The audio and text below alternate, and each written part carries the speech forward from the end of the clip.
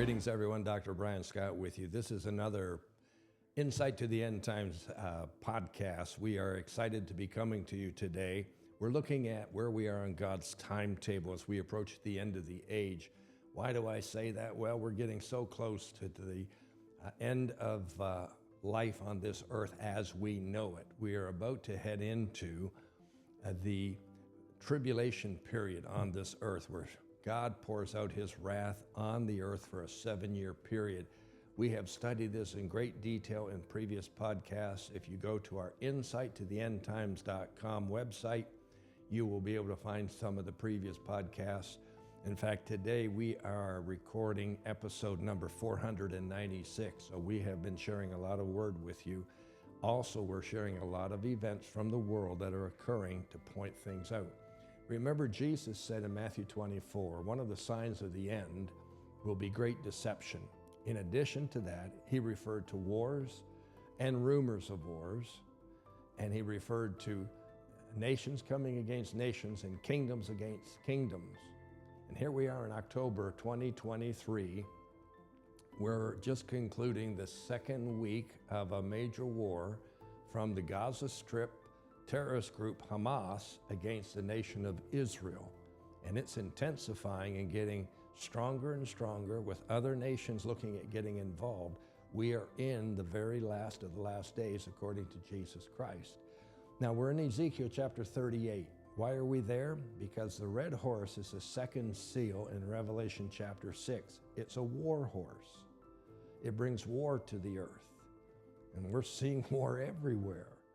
But this particular war that we're referring to is Ezekiel 38. It's an invasion of nations coming against Israel, as prophesied by the prophet Ezekiel. In verses 3, 5, and 6 in Ezekiel 38, here's what it says. Thus says the Lord God, I am against you, O Gog, the prince of Rosh, Meshech, and Tubal. Yesterday, we studied this. And this Gog is the leader of the lands of Russia. And the lands referred to as Rosh, Meshech, and Tubal are the lands settled by one of Noah's grandsons from Genesis chapter 10. And they settled lands, according to the historians, that are today part of Russia and the Soviet Union. We go on in this verse, or in this chapter, with verse 5. It refers to some more countries getting involved. Persia, Ethiopia, and Libya are with them. All of them are coming with shield and helmet. Now, when Ezekiel prophesied this 2,500 years ago, or 2,600 years ago, the weapons were much different than they are today. But the point is, they refer to all these weapons in this protective armor, and we just have to extrapolate that into today's tanks and drones and missiles and rockets and so on. And the nation of Persia, that represents the lands of Iran and Iraq. Wow. The nation of Ethiopia, of course, is in Africa. And the nation of Libya is on the north coast, or the north side of Africa, bordering on the Mediterranean Sea. Now, these nations are very easily identified, and we know that they have been in a league together against Israel for as many years as we can remember. Let me give you some insight here. Iran and Iraq have been closely associated with the nation of Russia, both directly and indirectly, since they signed military treaties in the early part of the 1970s. Recently, there were pictures of a meeting of the leader of Turkey, Erdogan, the leader of Russia, Putin, and the leader of Iran, Khomeini. I probably said that incorrectly, but they were gathered together to discuss who knows what. I would suggest to you they were discussing how they work together, how they trade, share all kinds of weapons and essential, fuel and so on and so forth. Now, We know that Iraq has been trying to put together nuclear capabilities for some time. They were sanctioned. The sanctions have been recently lessened by the current administration in the U.S., so we have them on the verge of coming up with nuclear capabilities even to this day. Ethiopia kind of slips under the horizon here, but they've been under communist control since the Marxist takeover that occurred in November of 1977. That may be news to you. And while we are focused everywhere else, especially on the Jerusalem and Egyptian leader coming together,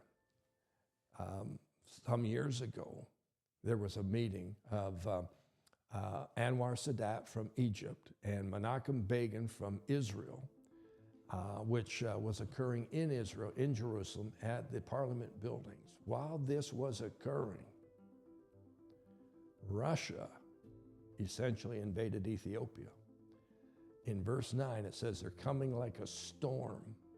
And let me give you some information on this before we run out of time today. But Russia moved 3 combined armies and all equipment from their Black Sea bases into Ethiopia in a 10-hour period. They flew all of this in, violating the airspace of 5 nations.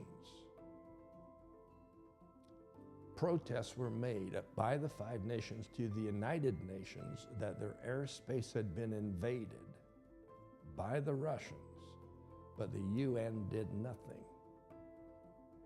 And the newspapers and the press, whether it be by print or television or otherwise, nobody said anything. And it didn't come to light until 9 years later.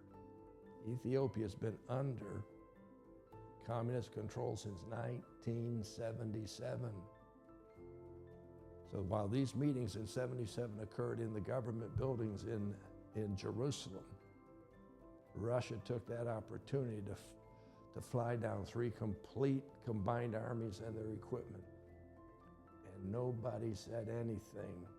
Although they protested, the 5 countries, but the UN said nothing. Nobody reported it. Libya, of course, has been a nation under their former leader, Gaddafi, who have been in league with Russia all through this whole time period. So this is nothing new to us whatsoever. Not so ever. Now, I'm likely going to run out of time and have to pick up the rest of this tomorrow, but let me at least give you a start on verse number 6. It says, Gomer and all its troops, and the house of Togarmah from the north and all its troops. Now, the lands of Gomer historically would be comprised of eastern countries in Europe, such as part of Germany, Poland, Hungary, and Czechoslovakia. And outside of Germany, these other countries have been under a great deal of influence from the Russian nation. And as we know, Russia has recently invaded the Ukraine. Now in verse 6, it refers to Togarmah as well, and these historically would be the lands of Turkey, and maybe even Bulgaria and Romania. Now, Bulgaria and Romania have been influenced strongly, and maybe we could say even under the control of Russia since 1949. And Turkey and Germany have been at odds for some time now over the seat of Satan, a great outdoor stadium platform, which Turkey wants returned to them. So there are lawsuits going on here. And Turkey's working hand in hand with Russia to create the largest military army ever assembled in order to invade Israel. So these countries in Ezekiel 38, the first 6 verses, are all in league together. And this was prophesied 2,600 years ago. And they're all coming together like you've never seen before, in league together, in concert together, and their focus is solely on one country, and that country's Israel. And we're going to continue tomorrow. Call you blessed.